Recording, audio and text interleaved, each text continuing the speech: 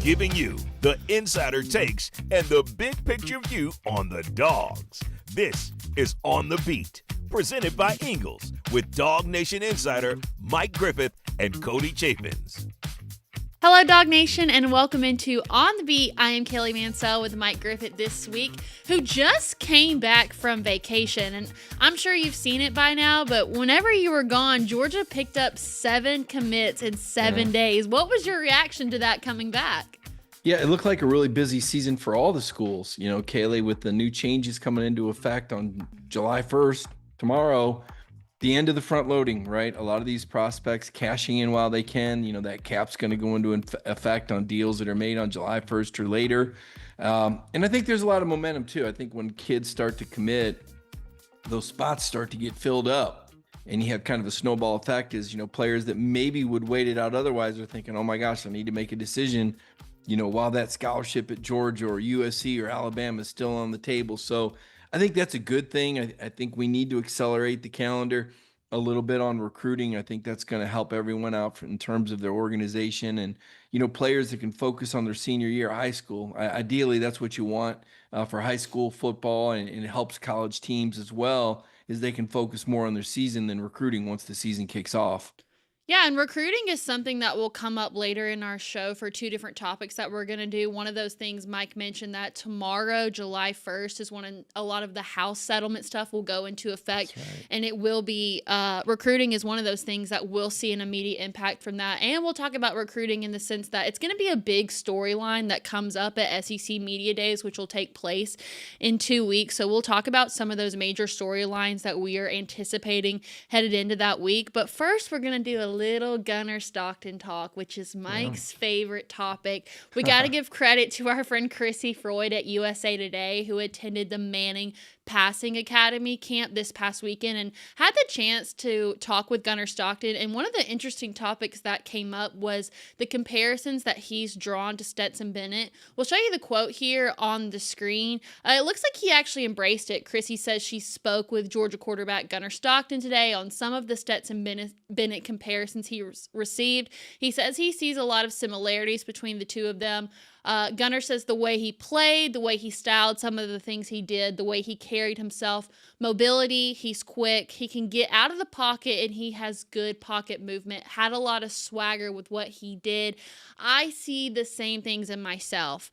Now, this is not the first time that Gunner Stockton and Stetson Bennett have been compared to one another. You saw a lot of it after Gunner's performance in the SEC Championship, but I actually think back further to whenever we saw Gunner in the Orange Bowl. We got to see him for one half, and he showed a lot of that mobility. So it doesn't really come as a surprise to me that these comparisons are being drawn so soon, Mike. Yeah, no, and especially with him, you know, on the verge of taking the reins as the starter at the start of the season. I think that's something we talked about earlier. I mean, yeah, Ryan Puglisi's on the roster and he's there to compete, but with Gunner's, I guess, experience just from those 2 games that he played in this last season, you know, I think he starts the season as QB1, and it's going to be up to him to hold that job, and he's going to need to show the same sort of mobility and escapability, I think, as a playmaker, you know, to, you know, make Kirby Smart and Mike Bobo feel confident with him running the offense. His decision-making and his ability to read the defense might even be better than Stetson Bennett's was at this stage of Stetson's career. You know, the article I wrote, I said, it's really not fair to compare Gunner now to 2022 Stetson Bennett, who had an offense built around him and had played several games and in several big moments. Early in Stetson's career, there were some rocky moments. You know, his touchdown to interception ratio wasn't the greatest. His mobility wasn't utilized as much. He didn't understand as much about the defense. So it's kind of interesting to compare where Gunner is now to maybe where Stetson was going into 2021 as a backup still. And then even in 2021, we saw Stetson evolve after he took the reins for good against Arkansas. So now Gunner's on an accelerated schedule. He's the guy.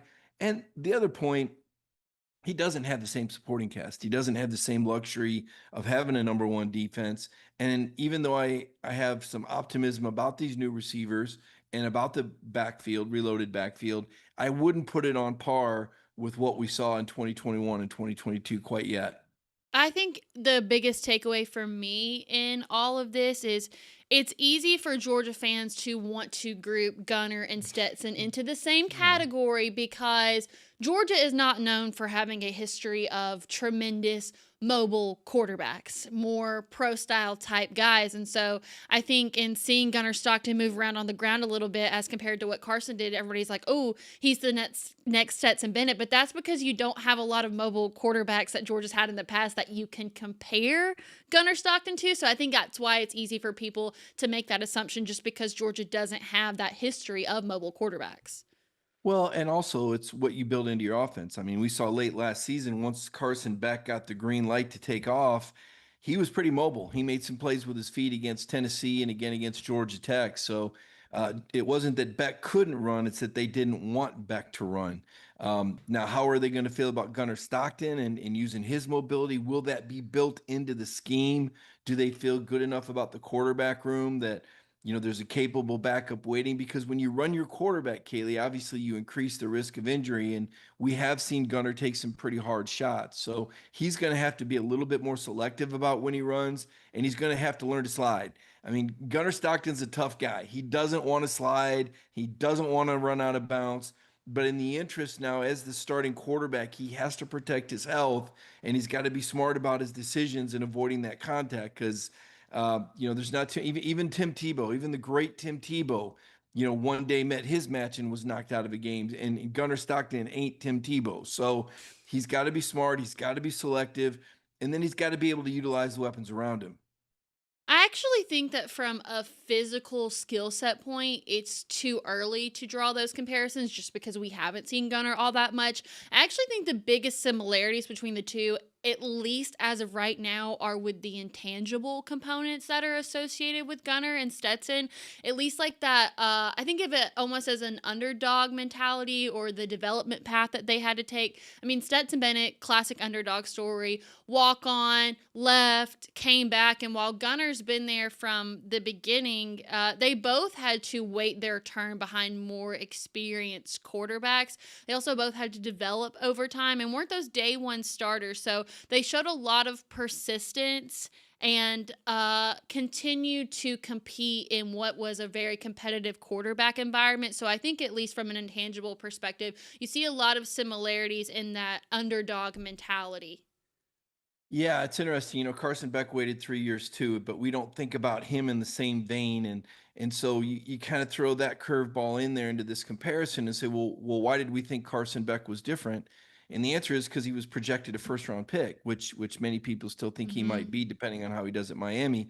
Stetson Bennett really wasn't talked about as a serious NFL prospect until 2022 when he got married into Todd Monken's offense and really utilized those weapons around him proficiently and really learned to use his legs. I mean, Stetson's 2022 season was fantastic. Do we think Gunner Stockton can accelerate his progress and experience in the offense to the point where he can make plays like Stetson did in 2022? To me, that would be a ceiling. I think it's more likely to look like 2021, where you saw some inconsistencies from Stetson at times as he was learning the offense and learning to mix the mobility in with the pocket presence and using the weapons. And then you also have to think about the fact that Gunner doesn't have the supporting cast in terms of the compatibility. He hasn't worked with these guys a long time. This is a new culture than the culture that Stetson Bennett was in. This is the transfer culture. When we think about Georgia's top 2 or 3 skilled players at the receiver position, we're looking at transfers. When we look into the backfield, we see really one returning scholarship guy, in Frazier, along with Cash Jones, and then they went out and signed a free agent out of Illinois. And then, of course, Rod Robinson comes back, and, we'll see what his health is like.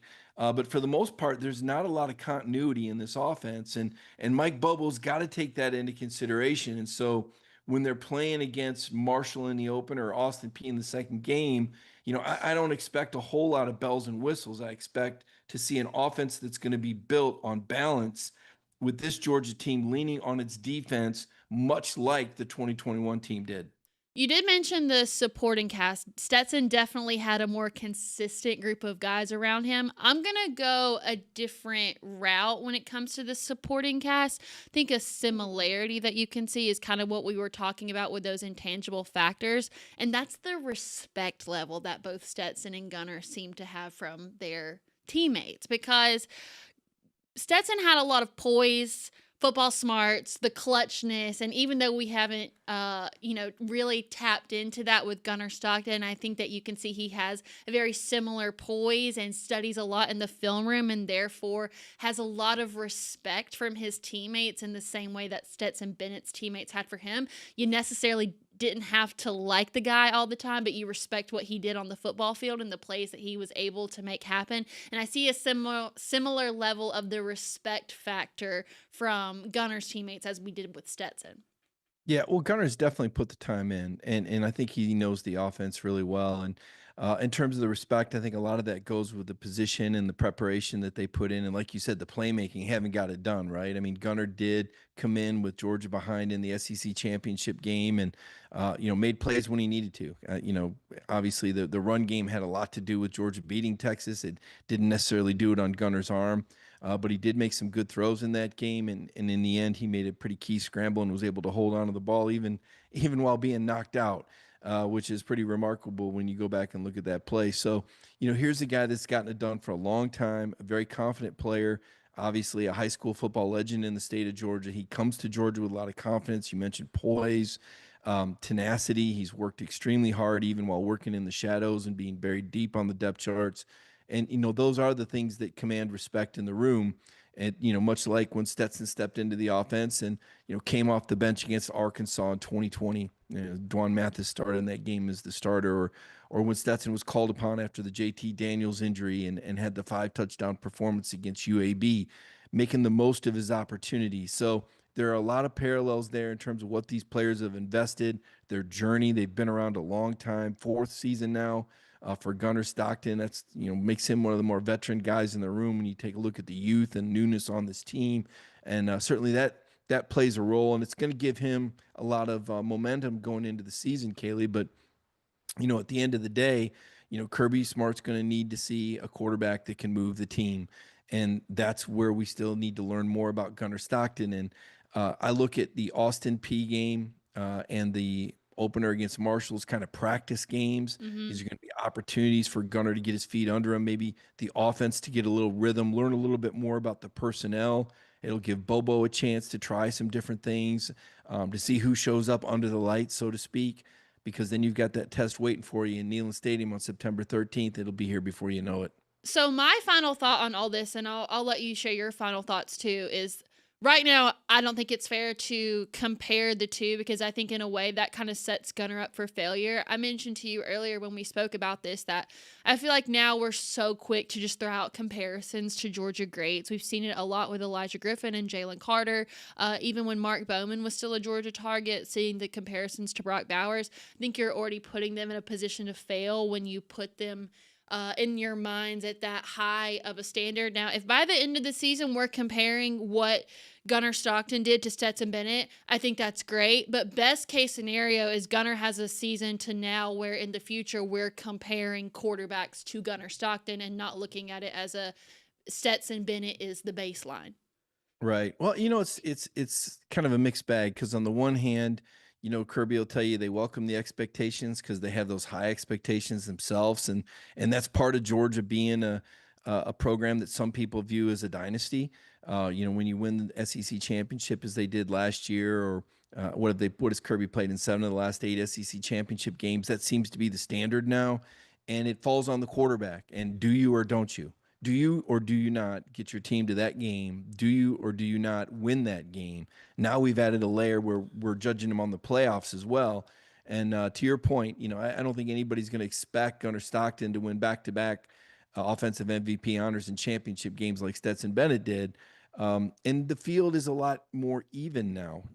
The standard of Georgia football was set in 21 and 22, not just for Gunner Stockton, but I think at all spots, at all positions. We're going to be comparing backs to, James Cook and Kenny McIntosh. We're going to be looking for the next Ladd McConkey Pickens. You mentioned Brock Bowers.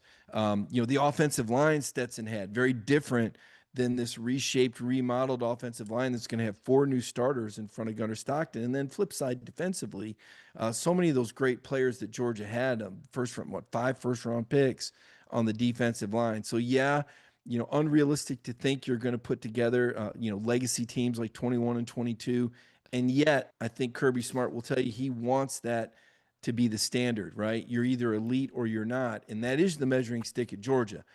As of now, I think you give Kirby credit for raising the bar, and a lot of the players that come to Georgia come because of that standard, because that's what they aspire to. So when you come to a place like Georgia, the expectation is going to be there. So whether it's fair or not, you're aware of it. And in many cases, it's what these players have sought out. So that's going to wrap up our talk on Gunnar Stockton and Stetson Bennett for now. But as the season unfolds, we're going to be continuing to have some sort of similar variation of this conversation. Coming up here in just a minute, we'll take a look at some of the things that the House settlement will affect as it goes into effect tomorrow, July 1st. And then we'll take a look at 3 big storylines for SEC Media Days coming up. But first, this is On the Beat presented by Ingles. It's time to discover the convenience and time savings of contact-free pickup with Ingles Curbside. Just visit shop.ingles-markets.com or download the app. And your Ingles personal shopper gets to work with specialized training on how to select the freshest items for a pre-scheduled pickup. They'll even text you with updates. You pull up to a designated space and your personal shopper delivers your items right to your vehicle. Fresh, fast, and affordable. It's all in the bag. Ingles. Low prices. Love the savings.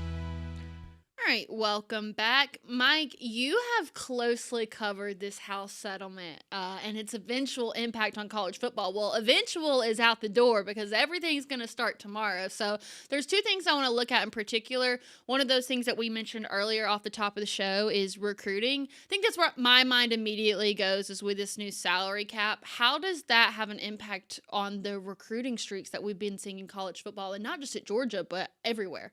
Well, I think we've already seen a lot of the impact take place. I mean, we talked at the start of the show about the recruiting that Georgia's been able to get done, the numbers of players that are committed.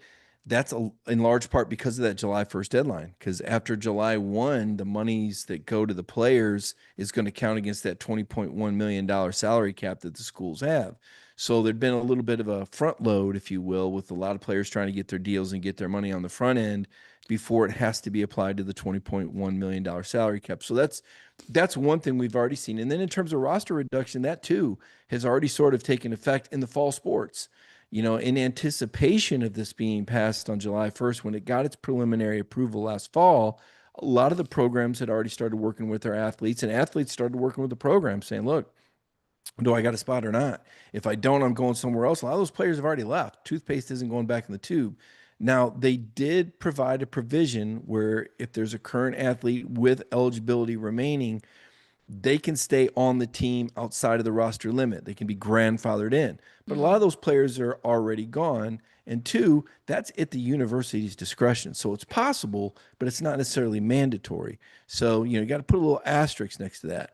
In terms of Georgia football, Kirby's going to keep who Kirby wants to keep. And there's going to be some players like that I believe are going to benefit from that. So I don't expect Georgia to be right at that 105 limit. I think they'll have some extra bodies that Kirby will keep around. Maybe some players that thought about going in the portal realize maybe the grass wasn't greener, the opportunities aren't going to be there at other places. So why not stick around Georgia? Build yourself up, compete, help build some depth, and perhaps get yourself into the starting lineup, or be able to transfer somewhere else, with a bigger name and more earning power. So I think those are some of the primary things. And of course, we're going to see lawsuits dropping eventually. Yeah. Title IX is going to be brought up in a lawsuit. Someone's going to challenge this and say, hey, is this in the spirit of Title IX, which is meant to ensure equity and fairness for female athletes? And that's going to be interesting because that's a philosophical discussion. What does equity mean? Does it mean an equal paycheck, or does it mean an equal opportunity? Or does equal opportunity necessarily mean equal paycheck? Or does it mean that you've got the same number of women's sports and the same number of scholarships? How detailed do we get, and what stands up in court? we've already seen this federal judge kind of show you and assign a value to what these different sports are and how they paid back the athletes over the last 10 years. And the way they broke that down, they made it very clear with the football players getting a large amount of that money that they had more quote unquote value. Now, how does that stand up in the courts of the future? I think it depends on the judge, depends on the timing, depends on the attorney, depends on the student athlete's case. So there's a lot that still needs to be worked through, but now we have a starting point. And from here, we'll see the sports, the collegiate sports world continue to evolve. Yeah, I think the lawsuits was something that I was particularly interested in because the House settlement solved quite a few issues, but also in the outcome of it, it brings other issues to light, specifically with the back payment of athletes. I think they're going back, 10 years? So 2015. Right. Mm-hmm. So, I mean, who's to say that athletes before 2015, like, what's stopping them from saying, well, hey, why is it just 10 years? Why can't we go back further? So I'm interested to see how all of that plays out, because I knew that in solving one problem, you also have a bunch of others that are now going to get brought up. Yeah, there could be a statute of limitations involved there. I'm not exactly sure, but I think that's the case. I think that's why that it went back that far. But again, there's nothing that can't be challenged in court, right? We've seen that before, and we've seen intelligent lawyers and people that have made compelling arguments for why this case should be considered, and then one case gets considered and passed, and now you have a whole new precedent. So yeah, a whole new can of worms, as you would say, Kaylee. But yes, we do have a starting point. It will be challenged in court.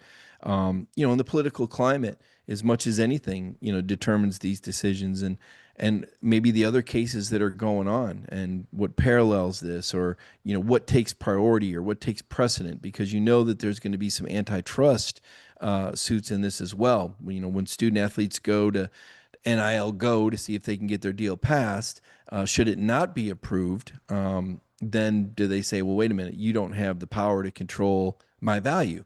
Or do they say, oh, well, yes, we do, because we base it on A, B, C, D, E, F, and here's some other precedent-setting deals that determine your value. So, it's a lot of legal mumbo jumbo. It's not why people tune into college football, and yet it's very much a part of the landscape.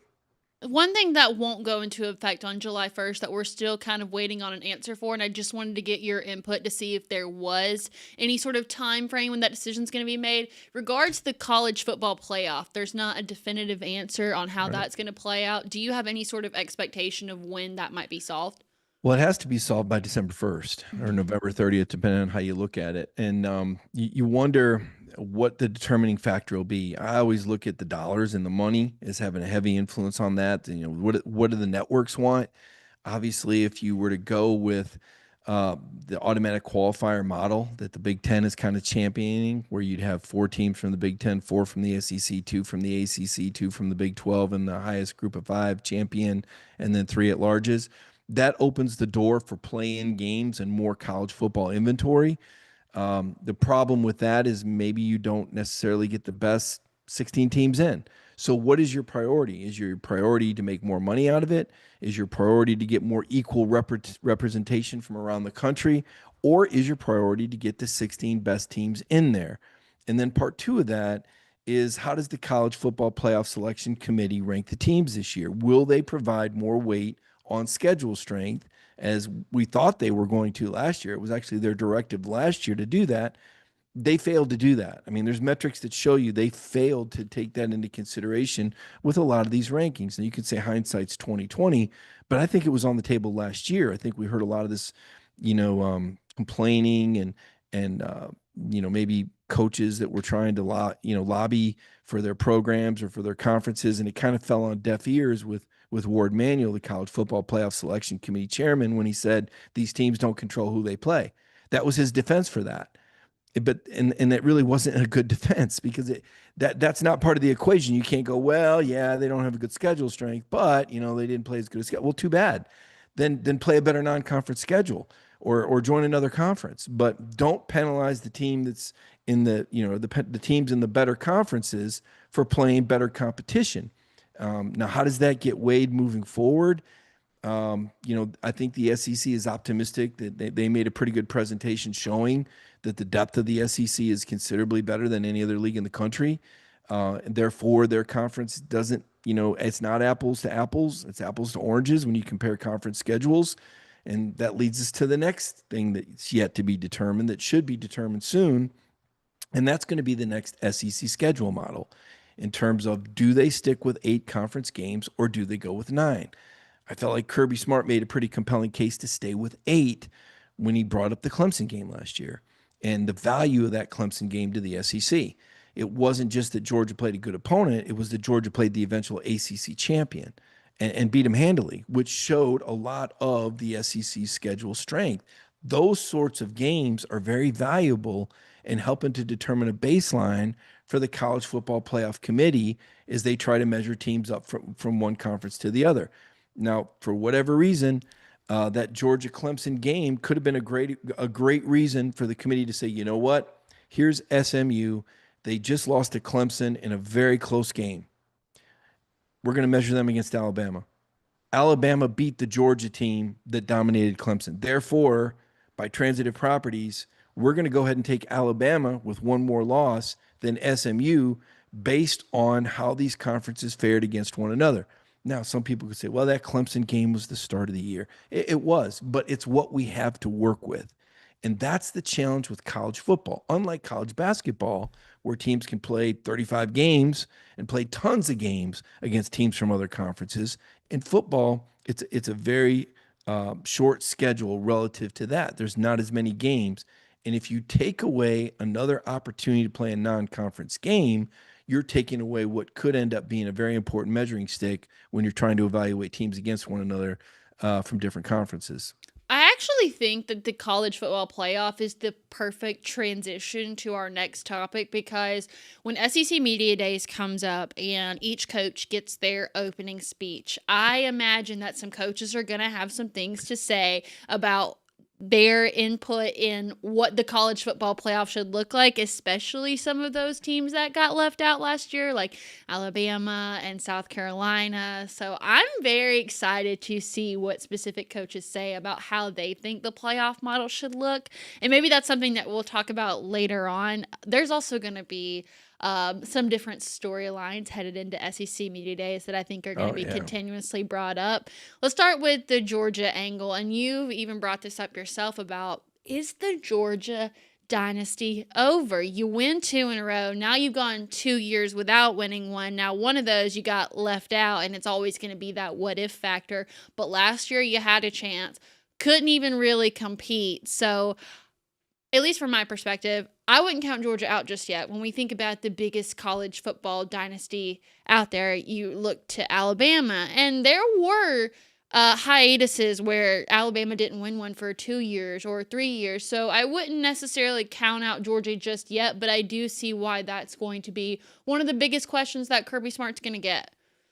Well, a lot of it just depends on how you define the word dynasty, right? I mean, because Georgia did win the SEC championship last season, and as Steve Spurrier said, it's the second hardest thing to do in college football, and according to some Georgia players, arguably harder than winning a national title. When you take a look at Ohio State finishing in 4th place in the Big Ten, I dare say they wouldn't have won the SEC, and yet they were the best team at the end of the year. So, it depends on how you define dynasty, and I think it's a relative term too. Now that we have the transfer portal and teams are able to rebuild quickly, and other teams are not able to not necessarily stockpile talent, but build championship depth, because those 2s at Georgia are now won somewhere else making more money in many cases. So the roster makeup is different. I think the youth and the turnover is a lot different. When you look at the number of players that have transferred out, when you look at the portion of Georgia's roster where they have 33 new players on their team between transfers and signing class, that's out of a 85 scholarship limit, or previously 85 scholarship limit. One of the changes will now be unlimited scholarship. Now you can have 105 guys on scholarship, but still a lot of newness on this Georgia roster, unlike when we talk about dynasty. I think of 2021 and 2022, those back-to-back titles, which had never been done in the playoff era. And now we have an even more competitive era with even more parity, and complicating that, a playoff selection committee, which, as I mentioned in the previous segment, we talked about, Georgia, dominating Clemson. How do you think South Carolina feels? They beat Clemson in the last game of the regular season, still didn't get in. So there's a lot of complications to this that make it hard to try to measure Georgia now versus Georgia 21 and 22. And the word dynasty, I think it's going to be harder for teams to continue to win from season to season to season, simply because you don't have a lot of continuity. So much turnover on the roster. It's kind of where we started the conversation with Gunnar Stockton and Stetson Bennett. Bennett had, the luxury of having some continuity in the offense around him, whereas Gunnar Stockton's got 4 new starters on the offensive line, 2 new wide receivers. Really, throw Colby Young in there. He was only around for 4 games last year. So much newness at receiver, so much newness in the backfield, so much newness on the offensive line. And yet the program still won that SEC title last year. Do they need to win another SEC title to be continued to be called a dynasty? I think you could say Georgia is one of the most dominant programs in college football. But if you're 3 years removed or 3 seasons away from your last national championship, I think that's a point that could be debated, and probably is being debated and argued right now. So when we're there, DawgNation's going to have a spot on Radio Row, which is great. We did it last year. It was so much fun. But as the week goes on, you kind of walk and you're exploring and you're catching glimpses of conversations. And I imagine that the hot word this year is going to be Arch Manning. You're going to walk down that row, Arch Manning, Arch Manning, Arch Manning, Arch Manning. We've already seen it so much this offseason. And it's funny because I actually saw something the other day. I can't remember who it was. It was from a famous public figure, and it was on X, and it was like, if Arch Manning's so good, then why didn't he play over Quinn Ewers this whole time? And so as we head into SEC Media Days, especially because Georgia and Texas will face off in Sanford Stadium, Arch Manning is going to be one of those things that comes up when not just talking about Texas, but with any team that plays Texas this year. Yeah, I think it was Steve Spurrier that said that. And, Quinn Ewers, I know where he ended up being picked 1 pick behind Dan Jackson, walk on at Georgia. So I understand. But let's also remember Quinn Ewers went into Tuscaloosa and essentially pitched a perfect game and beat Alabama by 10 points, an Alabama team that would later beat Georgia. So it's not like Quinn Ewers was a scrub. There were some inconsistencies last year with the Texas offense, but if you flash back, Georgia was that inconsistency.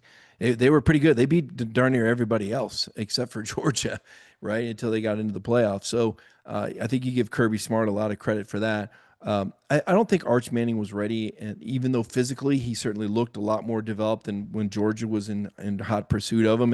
And that's kind of the subplot to this.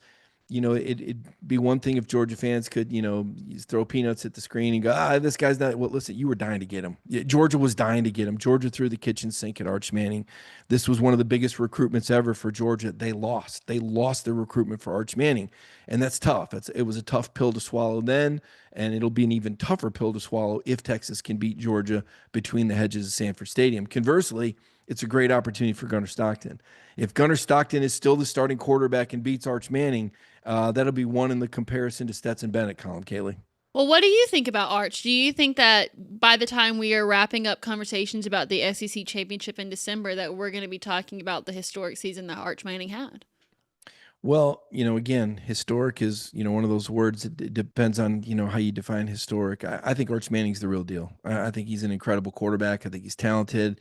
I think he has real mobility. I think he has a golden arm, certainly a legacy player. He's kind of the best of all the Mannings put together physically. Now, it remains to be, he hasn't done it yet, right? That's the thing. He hasn't done it yet. I was a little surprised that we didn't see Arch Manning in the SEC championship game, quite frankly, especially when Texas got, close to the goal line. I mean, here's a true dual threat quarterback, but this guy's good. He's real. There's a reason why Kirby Smart and Georgia went after him as hard as they did. They're very good at assessing talent. The last high profile guy they went after was Caleb Williams. He did pretty good for himself. Another recruiting battle lost. But still, you can't get them all. Elite quarterbacks want to go places, where they can air it out. We know that Kirby likes a little bit of balance in his offense. It'll be interesting to see how it pans out. I do think he's legit. I think he's a fantastic player. I think that's why Texas is probably considered by many the preseason favorite, is because of Arch Manning. They have a lot of talent on their roster, but Texas has Arch Manning and nobody else does. All right, so let's talk about recruiting because that's the last topic I feel like that's going to come up in a variety of different ways. I think a lot of it we talked about from the house settlement, salary cap perspective, but also I think that we're going to hear coaches complain about I believe you call it parity within the sport, that it's kind of like we thought that it was going to make the rich get richer, but now you can only afford so many 5-star players. So now you see them getting more spread out. I did some numbers. I looked into it for you.